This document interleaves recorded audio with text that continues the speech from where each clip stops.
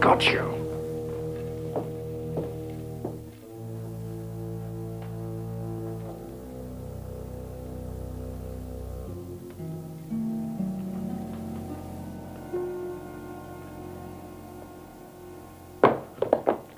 Now, look here.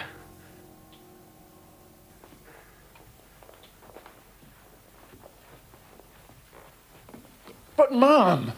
Close the window, John.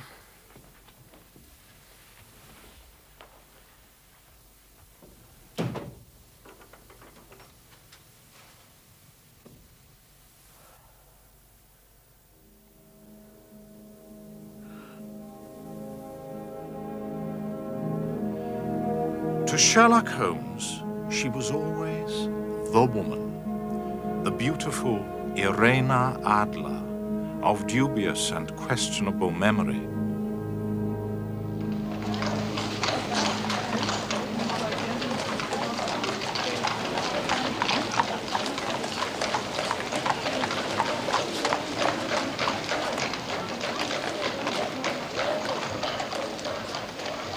At the time of our involvement in the Irene Adler case, Holmes and I had been sharing rooms in Baker Street for some years.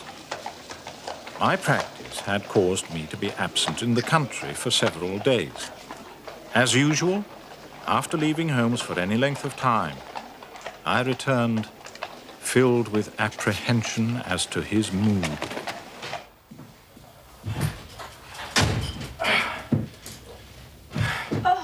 Oh, hello, Mrs. Hudson. Dr. Watson, just look at you, half soaked to the skin. Yes, well, I'm not surprised. I have just spent 20 minutes standing in the pouring rain waiting for a cab. Won't do that old wound of yours any good getting so wet, Doctor. Oh, no. Just take this coat and your hat. See that they're properly dry. Mrs. Hudson, I haven't eaten all day.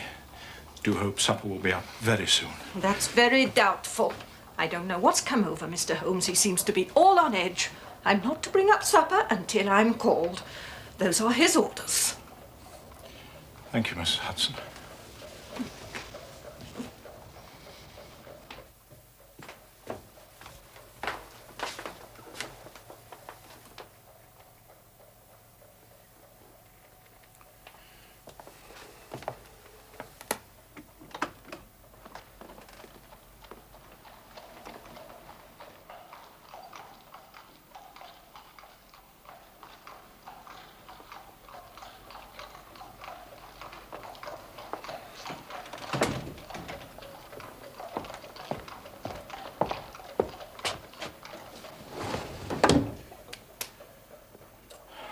My dear Holmes.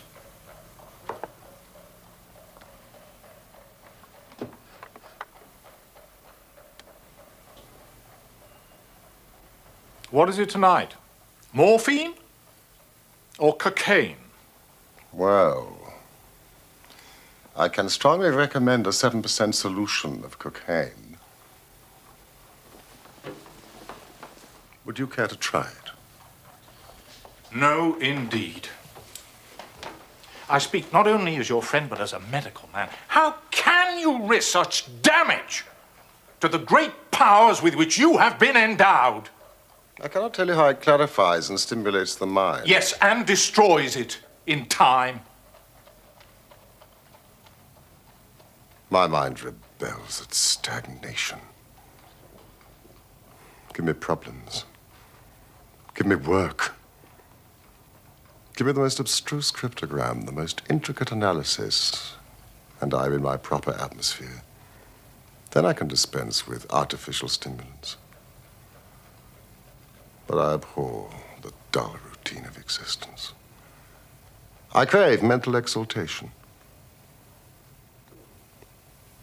That is why I've chosen my own profession, or rather, created it, for I am the only one in the world. The only unofficial detective. The only unofficial consulting detective.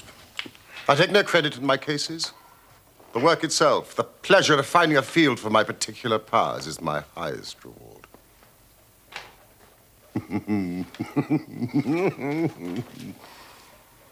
You can close that drawer. You have made the wrong diagnosis, Doctor. I have my stimulant here.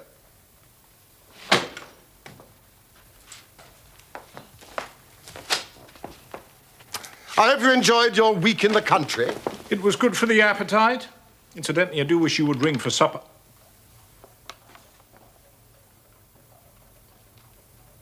What is this? Means I must get ready for my visitor. It came by the morning post. Give me your observations. Well, I mean, it's undated and without either signature or address. Good. Read it aloud. Dear Mr. Holmes, there will call upon you tonight at 7:45 a gentleman who... Good heavens, we've only a few minutes, Holmes. Go on. A gentleman who desires to consult with you upon a matter of the very deepest moment.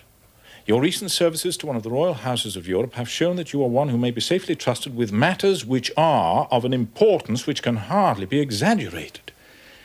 This account of you we have from all quarters received. Be in your chamber, then.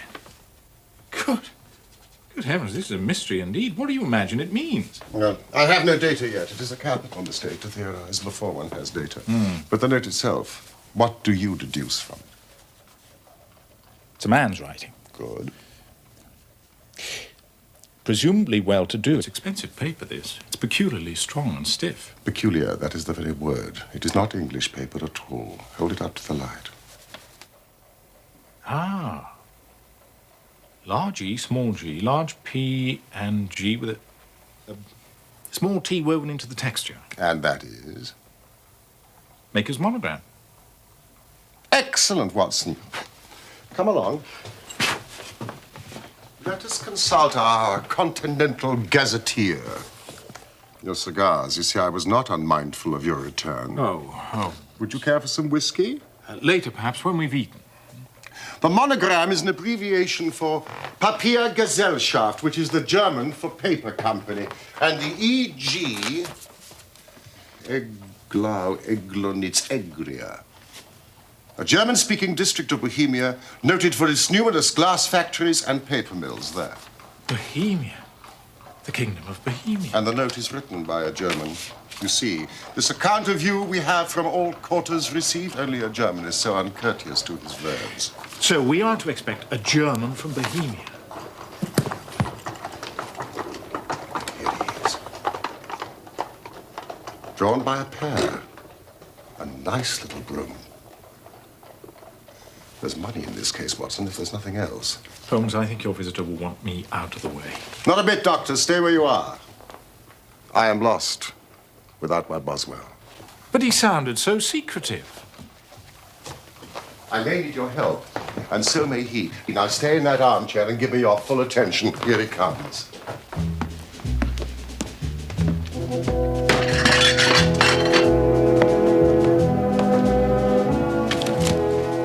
I'm so sorry, sir, but you cannot come in here unannounced like this. Mr. Holmes does not see anybody without appointment.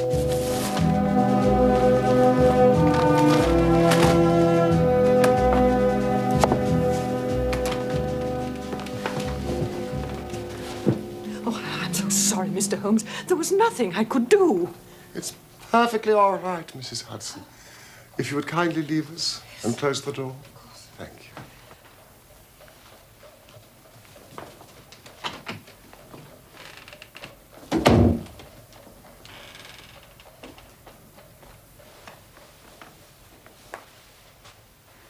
You had my note? Yes, pray take a seat. This is my friend and colleague, Dr. Watson, who is occasionally good enough to help me in my cases. How do you do, sir?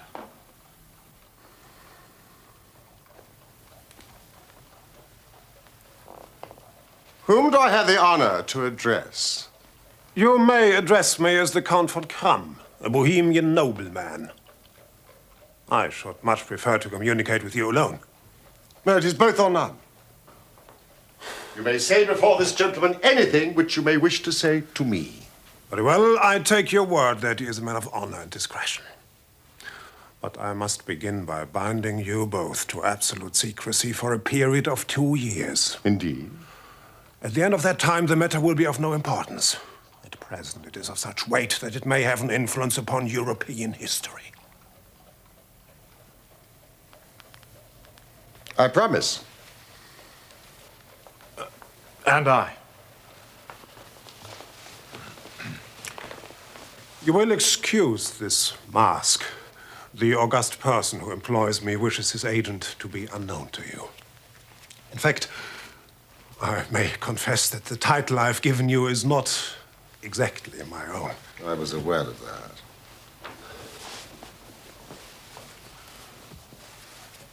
The circumstances are of great delicacy. Every precaution must be taken to prevent an immense scandal which would seriously compromise one of the royal houses of Europe.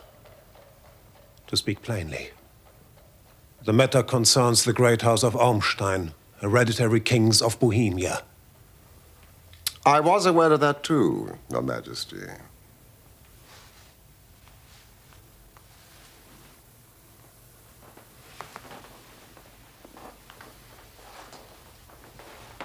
You are right.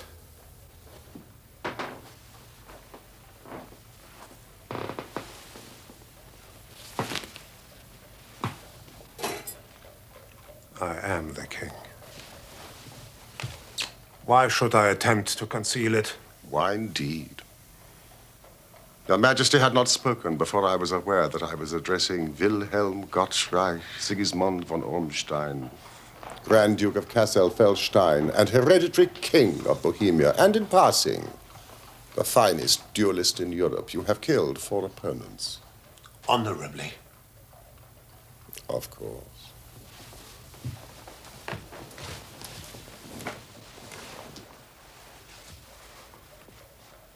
The facts are briefly these. Some 10 years ago, during a lengthy visit to Warsaw, I made the acquaintance of the well-known adventuress, Irene Adler. The name is no doubt familiar to you. Kindly look her up in my index, will you, Watson? So, I deduce that Your Majesty became entangled with this lady, wrote her some compromising letters, and is now desirous of getting them back. Precisely so. But how could you know that? Abineri, Italian General Staff. That is... Adler Irene, born New Jersey, 1858. Is this the lady? New Jersey, let me see. Singer, contralto, appeared at La Scala, opera houses Petersburg and Warsaw. Retired from the operatic stage, now living in London. Makes occasional concert appearances. That is the lady.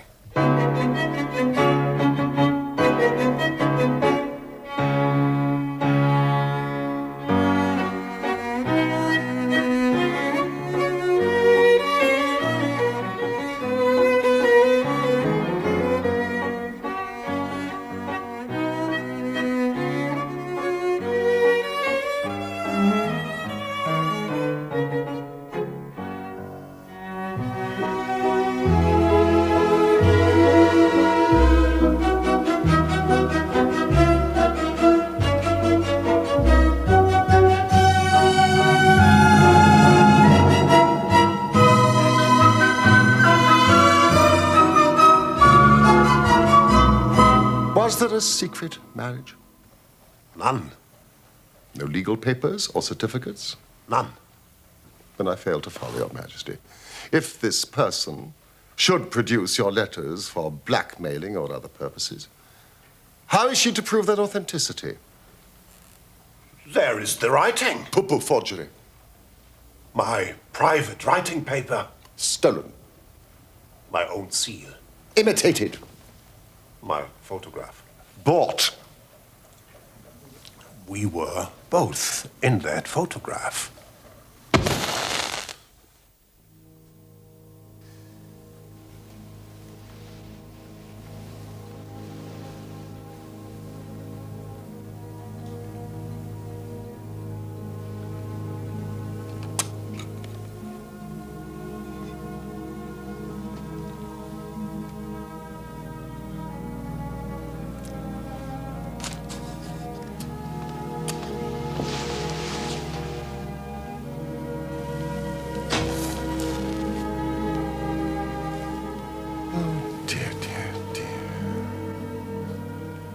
Yes, that is very bad. Her Majesty has certainly committed an indiscretion. She was beautiful, bewitching, clever, daring.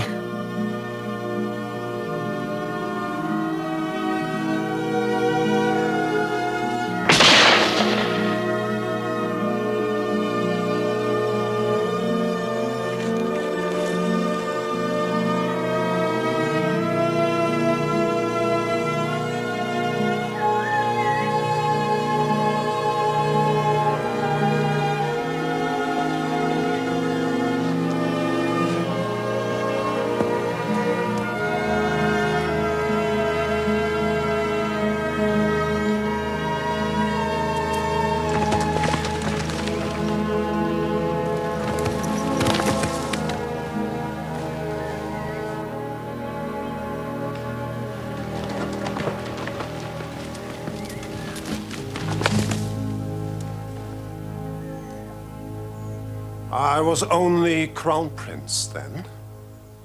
I was young. I am but 30 now. Of course, Your Majesty has attempted to recover the photograph. We have tried and failed. Then Your Majesty must pay. It must be bought. She will not sell. Stolen, then? 5 attempts have been made. Twice, burglars in my pay ransacked her house. Once we diverted her luggage when she traveled. Twice she has been waylaid. There has been no sign of it. Huh. You laugh. It is serious. Yes, it is very serious indeed. Well, what does she propose to do with this photograph, if not to extort money?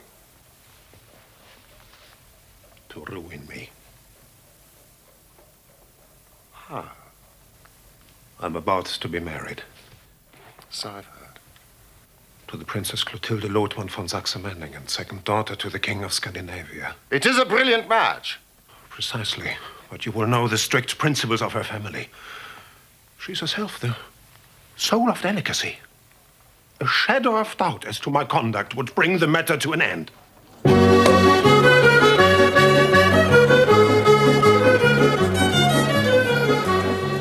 And Irene Adler threatens to send them the photograph. And she'll do it. She has a soul of steel. She's more beautiful than any other woman I've known, and more resolute than any man. There are no lengths to which she would not go, none, to prevent my marriage to another woman. Your Majesty, why is this lady so vindictive? Oh, there was once some talk of marriage. Ha! She would not see that it was impossible.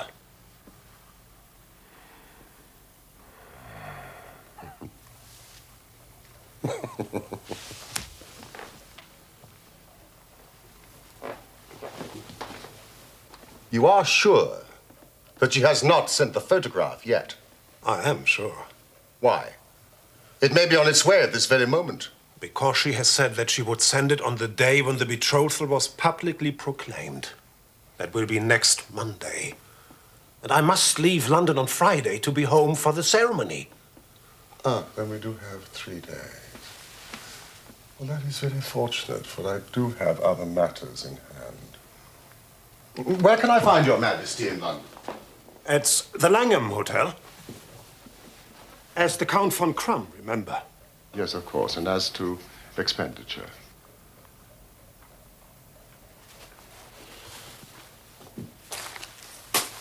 Here are £300 in gold and 700 in notes.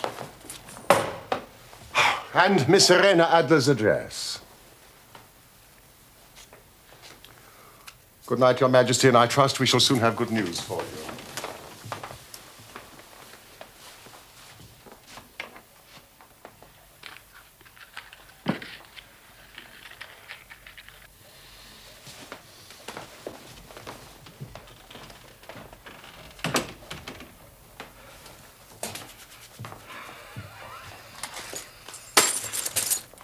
Holmes, we can dine at Romano's. But we only have 3 days. Till Friday. Oh, it must be settled by Friday. The composer Tchaikovsky is conducting his own works at the St. James's Hall. No, no, no. It must be settled by Friday. No. My dear Watson, I'd like to be alone. You are hungry. Yes. I'm sure Mrs. Hudson will bring you up a sandwich. Sandwich? We will not discuss this matter until tomorrow afternoon. Good night.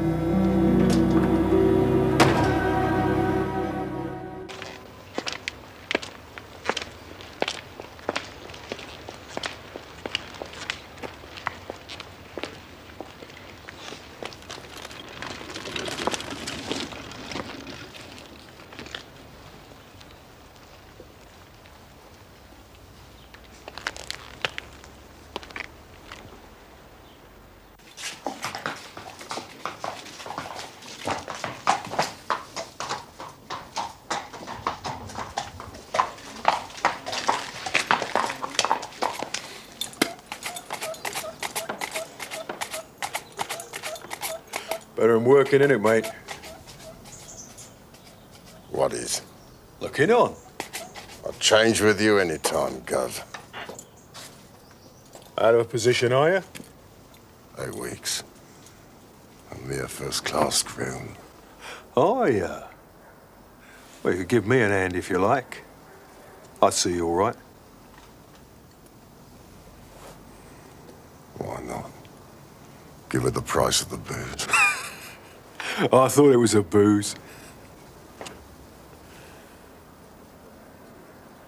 Strap the mare. Show us what you can do.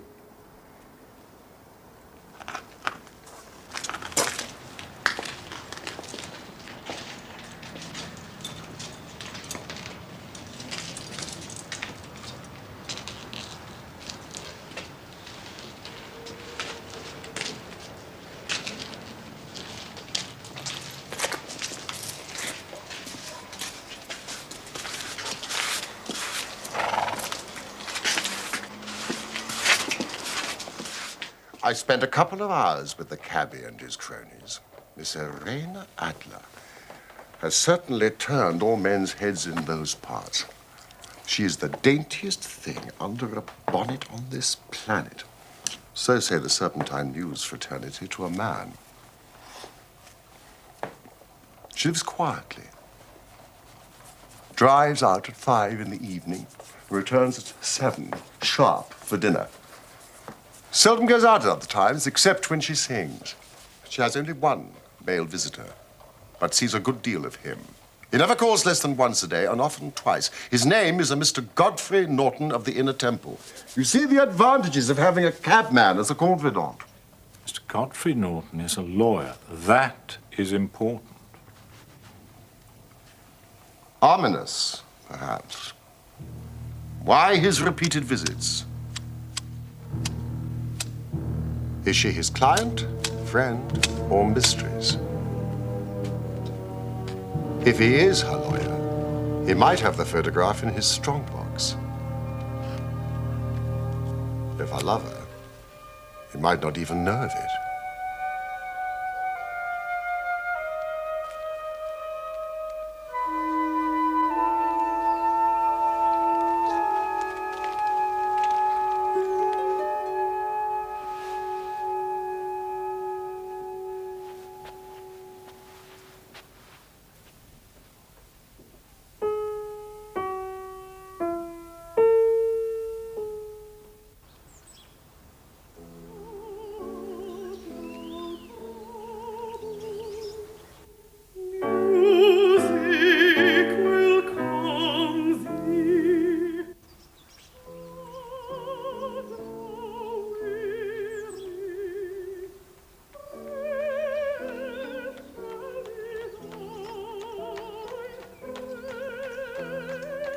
She had just begun to sing. She has the voice of an angel, Watson, when a truly surprising chain of events overtook me, starting with the arrival of someone I presumed to be Mr. Godfrey Norton. Wait for me, will you?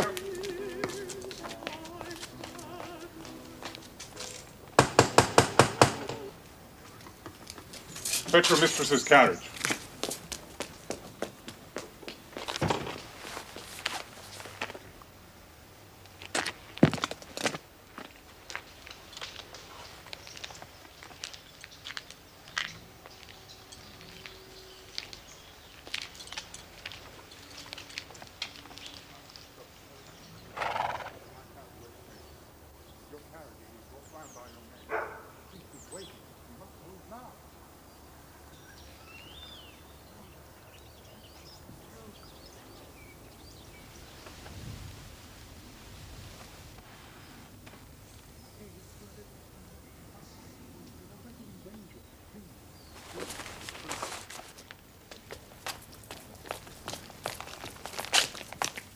Drive like the devil.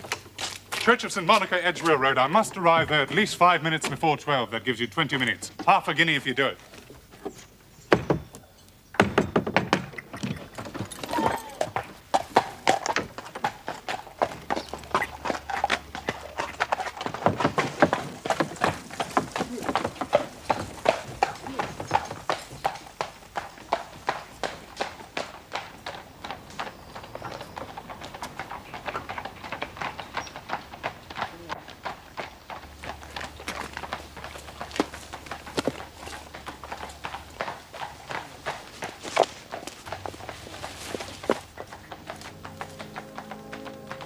She is a lovely woman, Watson, with a face that a man might die for. Face a man might die for. Unusual language for you, Holmes. A metaphor, Watson, nothing else. I was just about to sprint after a landau and perch on the back when another cab came through the street. He looked twice, such a shabby fare. But I jumped in before he had time to object. Showed him a handful of sovereigns and promised him one if he would get me to the Church of St. Monica within 20 minutes. Now, I don't think that I had ever been driven faster in a cab. But they were there before us.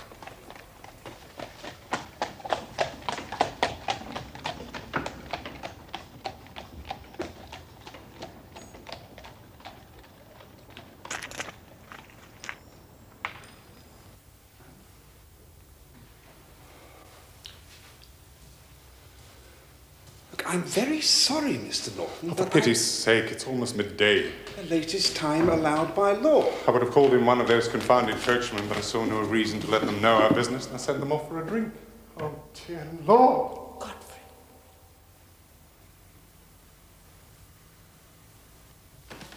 You! Come here, man. Yes. I mean you. We've only a few minutes left, or it won't be legal. Come, man, come!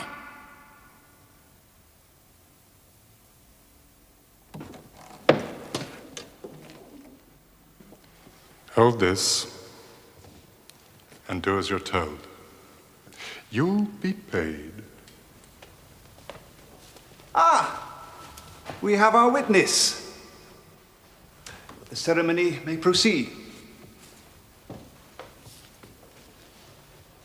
Dearly beloved, we are gathered here in the sight of God to join together this man and this woman in holy matrimony, which is an honourable estate instituted of God in the time of man's innocency, signifying unto us the mystical union that is betwixt Christ and his church.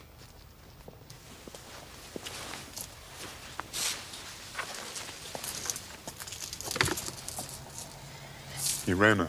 I allowed you to persuade me. Now you must allow me to persuade you. I shall see you tomorrow. At the very first moment. I love you.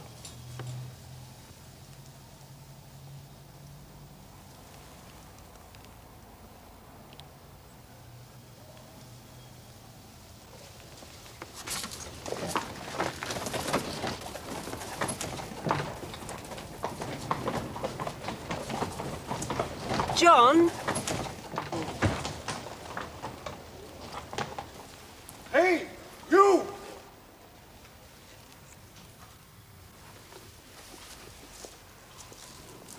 Come here, my man. Come here.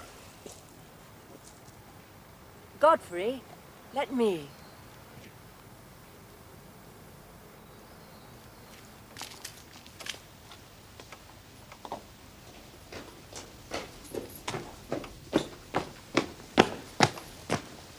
Sir, I want to thank you for being so miraculously present when we needed you.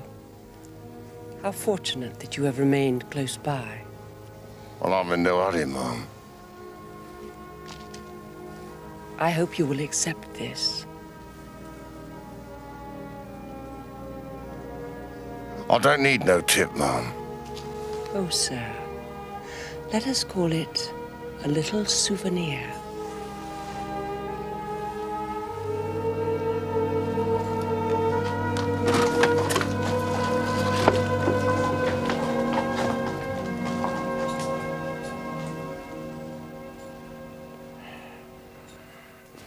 She gave me a sovereign.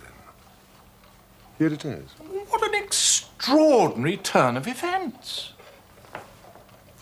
I shall wear it on my watch chain in memory of the occasion. And what now?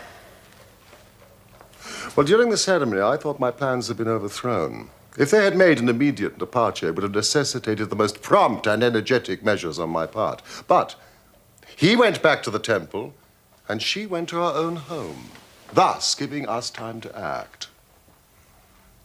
How? Doctor, I shall require all your courage and alertness. I should be delighted. You don't mind breaking the law? Not in the least. Nor running the chance of arrest? Not in a good cause. Oh, the cause is excellent. Well, then I am your man. Splendid.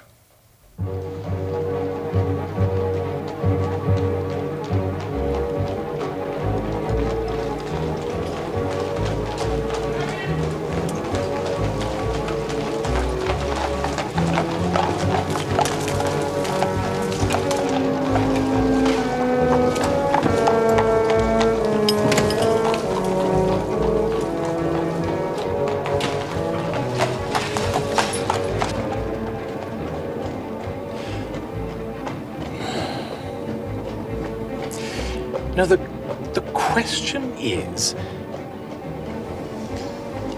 Holmes, you really do look quite remarkable. No, the question is where to find the photograph. I mean, the house has twice been burgled. She was too clever for them. She is a remarkable woman. Well, they must have searched very thoroughly. They did not know how to look.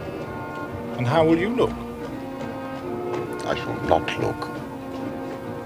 What then? I will allow her to show me. But she refused. She will not be able to. We draw near the scene of action. We had better walk from here.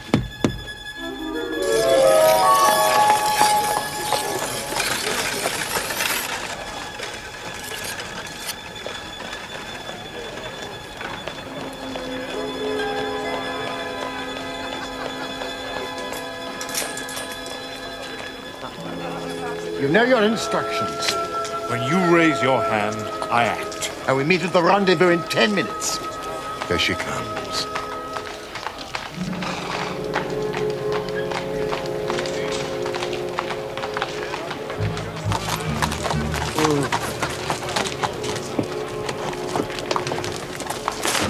Oh, no, you don't have it. I was here first.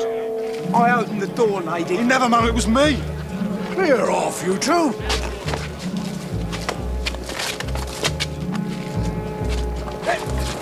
Me? Oh! Opening carriage doors is a legitimate means of livelihood, Mr. Frankie. You ain't gonna stop a man earning a copper, see? Pass. You there. Let go of my coachman. Take the bread from me mouth, would ya? I'll fill your mouth, chum.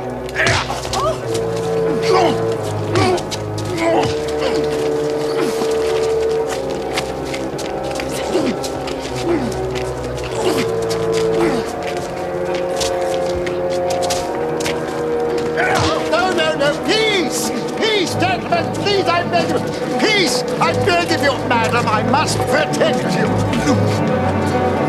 So stop that! Go! And you stop! Stand back.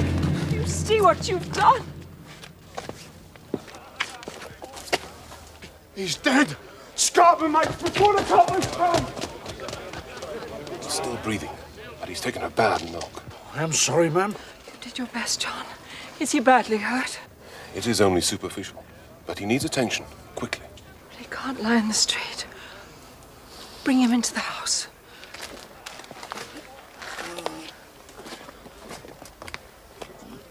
All right, sir.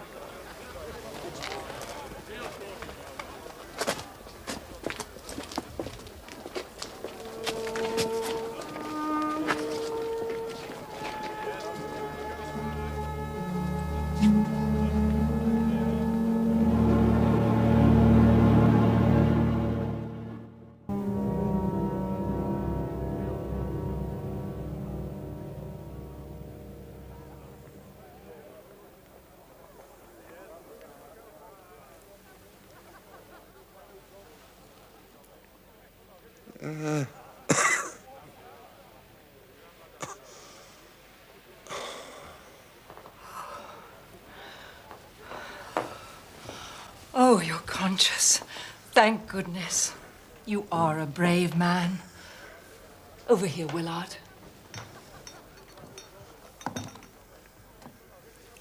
No, stand back. I shall look after my friend in need. Sir, will you look toward me? It is no sight for a lady. I have strong nerves, dear friend. No, I cannot permit. Thank you. A bandage. As you wish.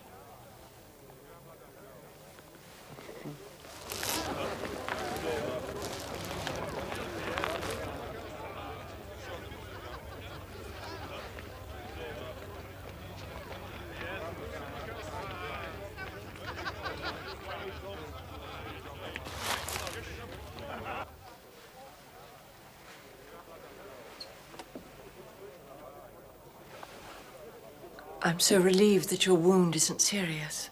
Well, it is but shallow and the concussion wears off.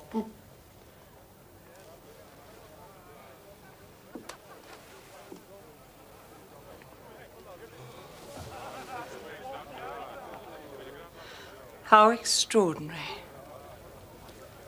Madam? That so many people should gather in such a quiet little turning. Well, it's the gang, madam. It was all prearranged to rob you. All those men to snatch one little pass. Oh, no, dear friend. It wouldn't have paid them.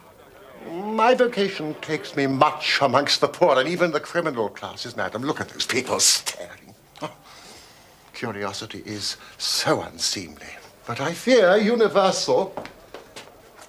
Oh, I am so sorry. I think I'm going to faint. Ah, air. I need some air. Willard, the window.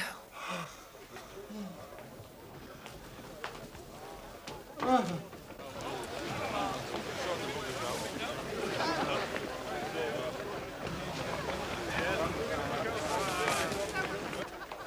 Some drinking water. Are there any smelling salts?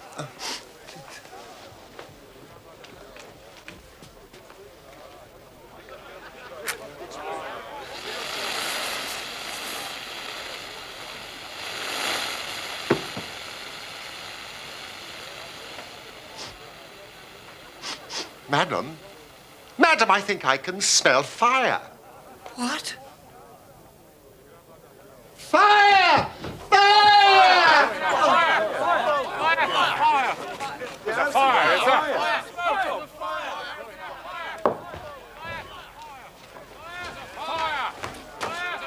Madam, come out of here quickly. I'll take care of the old gentleman.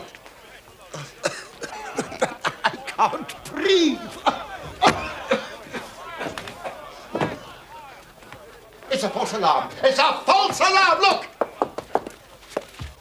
It's a trick. It's a trick. Tell them. Tell them.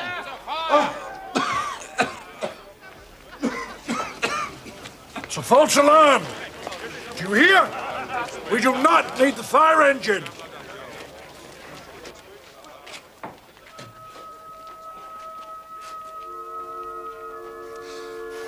What is it?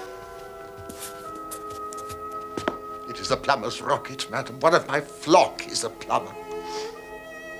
It is ignited by a cap and sends smoke into pipes to betray cracks and holes. No, it's all right. It will disperse. You said it was a trick. Who would play such a trick on me? One of the gang, madam. But to what purpose? I've escaped them. Revenge.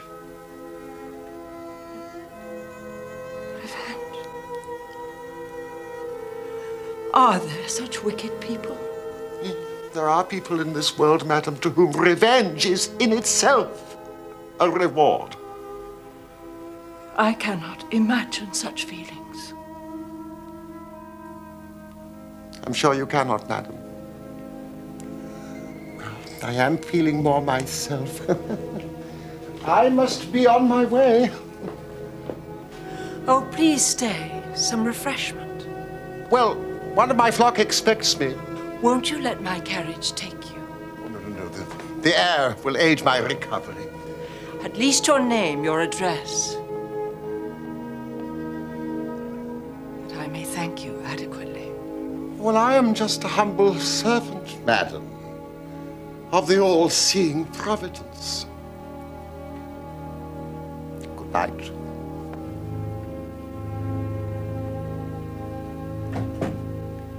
Good night.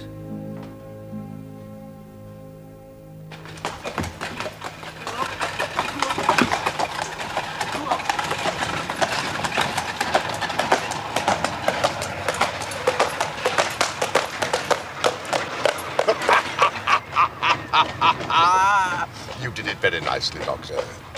You have the photograph? No, but I know what it is. How did you find out? She showed me, as I told you she would. The trouble is, it still remains in her possession. You may have lost your one chance, Holmes. No. I shall call early tomorrow morning. You'll call there? And as my own self. And with the king. The king? And with you, Watson. You must be a witness at the end of our quest.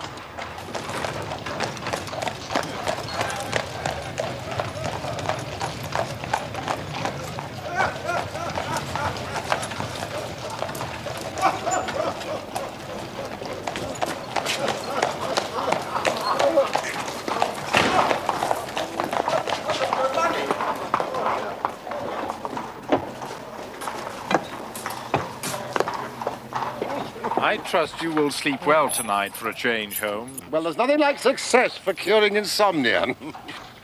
Good night, Mr. Sherlock Holmes. Watson. Holmes.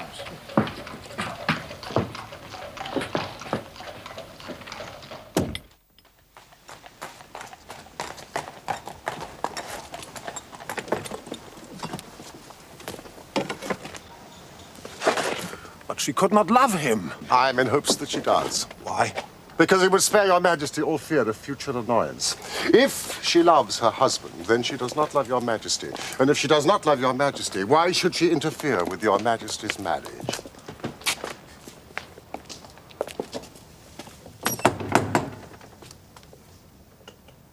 Mr. Sherlock Holmes, I believe. I am Mr. Holmes. My mistress told me you were likely to call. She left this morning with her husband by the 5:15 train from Charing Cross for the continent. She has left England. Never to return, sir. All is lost.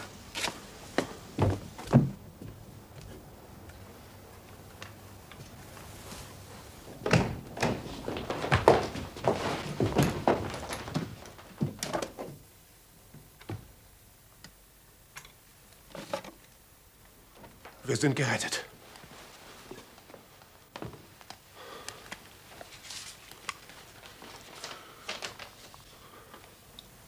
This is not it. Holmes. This is a different photograph.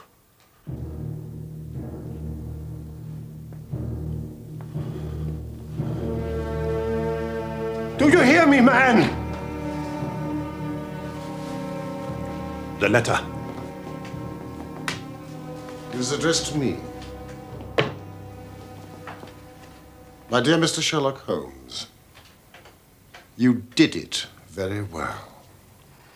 You took me in completely until after the alarm of fire I had not a suspicion. But then, when I found that I had betrayed myself, it flashed into my mind that I had been warned against you months ago. I had been told that if the king employed an agent, it would certainly be you. Yet, with all this, you made me reveal what you wanted to know. Even before, when the presence of so many people in the street had sounded an alarm in my instinct, I could not think evil of such a dear, kind old clergyman. But you know, I have been trained as an actress myself, and male costume is nothing new to me. Yes, it was I who followed you to your door, just to make sure that you really were the celebrated Mr. Sherlock Holmes. It was I who rather imprudently wished you good night. Then I started for the temple to see my new husband. We had married in secret in case we needed to leave the country to elude the king. Your appearance on the scene was the signal for flight.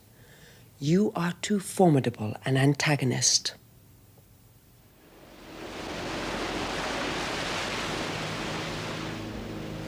You will find the nest empty when you call tomorrow. As to the photograph, your client may rest in peace. I love and am loved by a better man than he.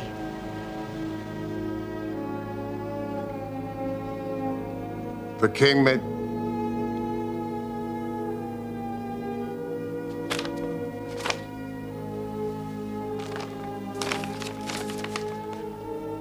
The king may do what he will without hindrance from one whom he has cruelly wronged.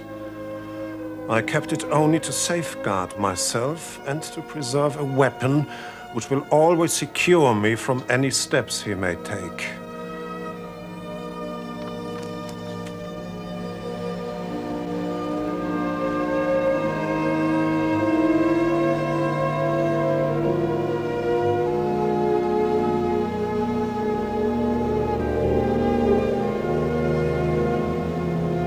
There is more. I leave another photograph which he might care to possess. And I remain, dear Mr. Sherlock Holmes, very truly yours, Irene Adler. What a woman. What a queen she would have made. Is it not a pity she was not on my level? From what I have seen of the lady, yes, indeed, she is on a very different level to your majesty. I am only so sorry that I have failed in my commission. On the contrary, my dear sir, nothing could be more successful. I know that her word is inviolate. The photograph is now as safe as if it were in the fire. I am glad that your majesty thinks so. I am immensely indebted to you. Pray, tell me in what way I can reward you. This ring.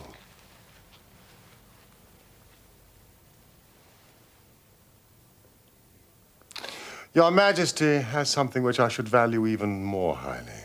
You have but to name it. This. Irene's photograph. Certainly, if you wish it. Then I have the honor to wish your majesty a very good morning.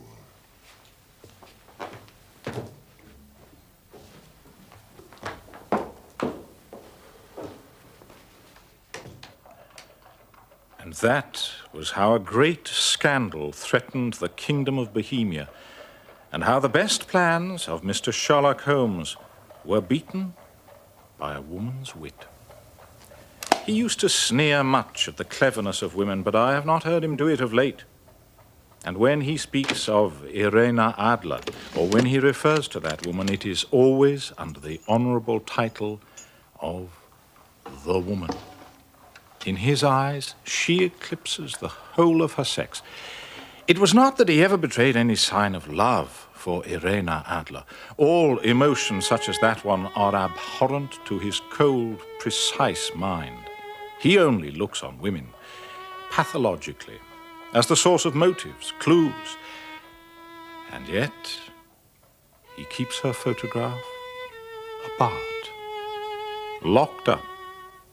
There is but one woman to him, the beautiful Irene Adler of dubious and questionable memory.